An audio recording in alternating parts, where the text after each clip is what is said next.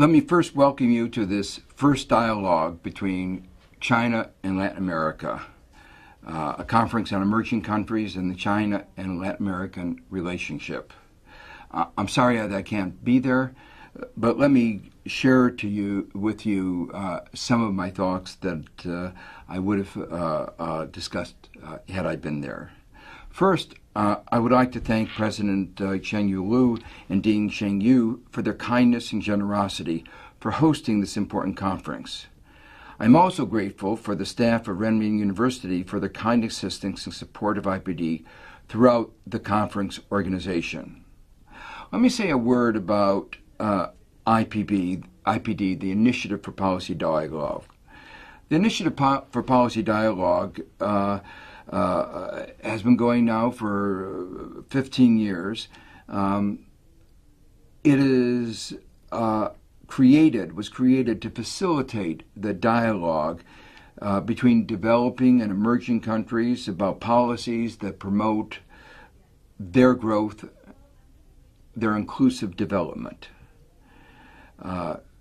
We've encouraged countries to work together to promote reforms in the global governance, to give them greater voice, to give the developing and emerging countries greater voice in the governance of the global economy. In the 15 years, we've published more than 30 books, innumerable conferences, national and international dialogues between developing and developed countries.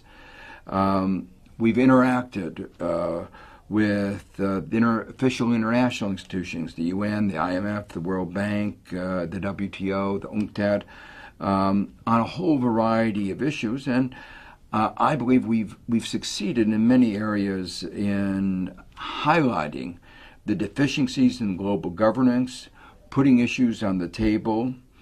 For instance, we raised concerns about a better managed global financial markets.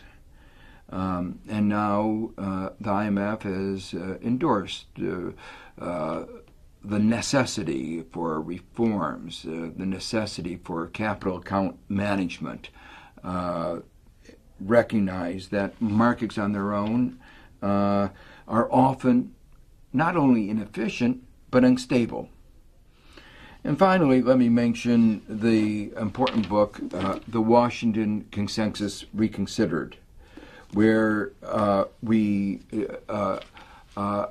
focus on movement towards a new global governance, recognizing the tectonic changes in the global economic landscape. And just to highlight that, in September, China became the largest economy in the world in terms of PPP, purchasing power parity.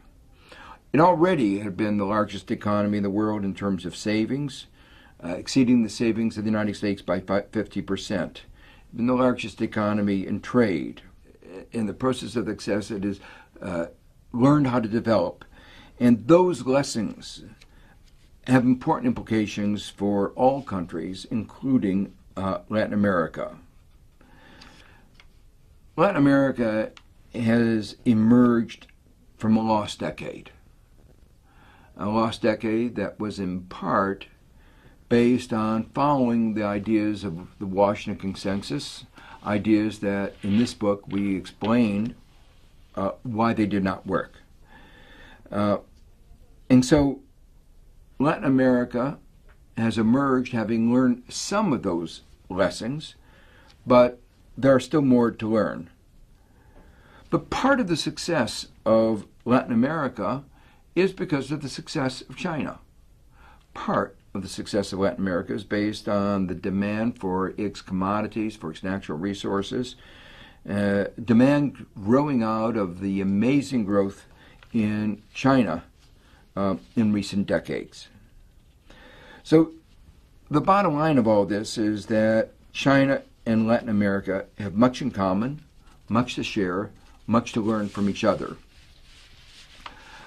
Much to learn from both past mistakes and from past successes. One of the important lessons is that successful development can't be based just on taking resources out of a country.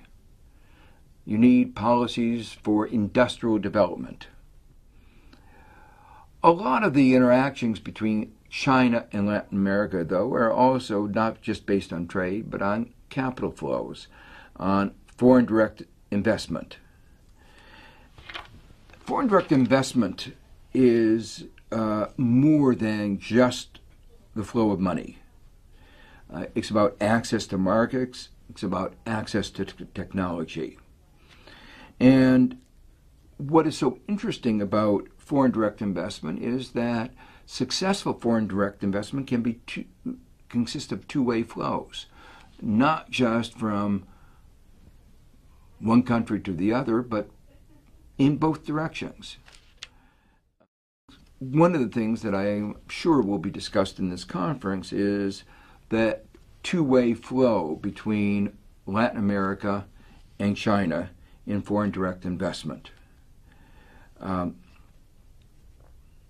Now, successful economic interaction, including successful investment, has to be based on mutual understanding and based on a consensus over the economic principles that should govern these economic relationships. One of my hopes is that this conference will lead to an increase in mutual understanding that will facilitate greater interaction, greater economic interactions, and will provide the basis of writing rules that are mutually advantageous. In the United States, we've been having a very, very large debate about what are the right rules for governing the economy in general, for governing trade, for governing investment, for governing financial flows. We have been very concerned that some of the rules that have been put forward by, for instance, the U.S. Trade Representative, the USTR, governing trade around the Pacific and around the Atlantic, rules called TPP, the Trans-Pacific Partnership. We've been very concerned that those rules are the wrong rules. Those rules will not lead to shared prosperity. Those rules will lead to slower economic growth, more unemployment. It will undermine, these rules will undermine the regulations that are so important for protecting the environment, safeguards for ordinary individuals, safeguards for marginalized groups in our society, safeguards, protections, regulations for our health. These are fundamental to all societies around the world to make sure that one has truly shared prosperity. Trade, investment are not ends in themselves, so they are a means to an end. And the end is an increased well-being of all of our citizens. If you have the wrong rules, some may gain, but too many will not. So as we here in the United States are engaged in a debate about what are the right rules and whether our government is pushing those right rules or instead pushing rules that advance the interest of certain corporations at the expense of most of our citizens, it's important that you, China, Latin America engage in a discussion on what kind of rules would best facilitate the mutual gain of these two large parts of the world. It is inevitable as we go forward that there will be more economic interaction, there'll be more trade, there'll be more investment. My hope is that this trade, this investment, this kind of economic interaction will be structured in ways that will bring mutual benefit to all the citizens of both of these huge regions. Thank you.